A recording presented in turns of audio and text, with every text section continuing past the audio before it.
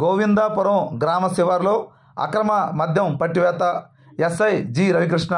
ఇక పూర్తి సమాచారం మేరకు పల్నాడు జిల్లా చెరువులపేట నియోజకవర్గం చెరువులపేట మండల పరిధిలోని గోవిందాపురం గ్రామ శివారులో కోట అచ్చయ్య తండ్రి నాగభూషణం అను అతను ఎలాంటి అనుమతులు లేకుండా అక్రమంగా మద్యం అమ్ముతుండగా చెరువులపేట రూరల్ ఎస్ఐ జి రవికృష్ణ సదరు వ్యక్తిని అదుపులోకి తీసుకొని అతని వద్ద ఉన్న 9 అక్రమ మద్యం సీసాలను సోమవారం రాత్రి 8 గంటల సమయంలో భాగంగా సీజ్ చేసి కేసు నమోదు చేసి దర్యాప్తు చేసినట్లుగా పేర్కొన్నారు.